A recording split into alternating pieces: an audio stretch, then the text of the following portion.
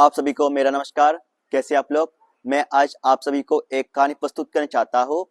शायद आप जिस कहानी के बारे में जानते होंगे, वो कहानी सुनाने के पहले उस कहानी का संक्षिप्त परिचय दूंगा। वो कहानी एक जंगल में घटी कहानी है। उस कहानी में दो जानवर है, पहला शेर है, दूसरा चूहा है। वो कहानी शेर और चूहे के बीच की कहानी है, जिस कहानी का नाम शेर और चूहा। मैं अब उस कहानी को सुनाऊंगा। एक समय की बात है, एक शेर था जो जंगल पर राज करता था।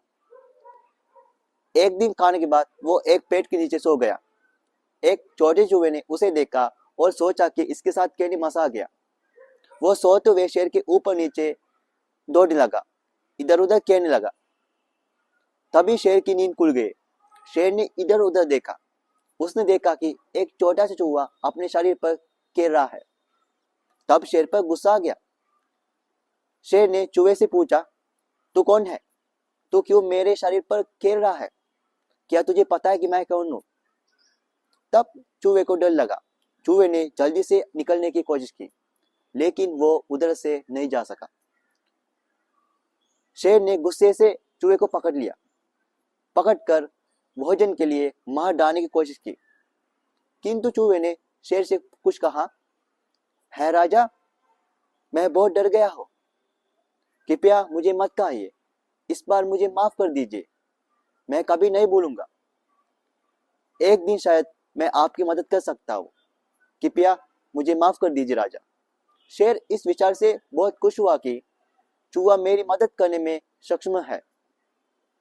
शेर ने चूहे को एक बात बताई, ठीक है, तू यहां से निकल जा, ऐसा तो नहीं मैं तुझे खाता हूं। चूहे ने कहा, धन्यवाद राजा, मैं कभी नहीं भूलूंगा। तब उसने अपनी जान को बचा लिया। कुछ समय बाद शिकारी जंगल में आए थे। उन्होंने उस शेर को जंगल में देखा। शेर को पकड़ने के लिए शिकारियों ने जंगल के सड़क पर एक जाल बिछा दिया। उस जाल में शेर को पकड़ लिया। शेर बहुत घबरा गया।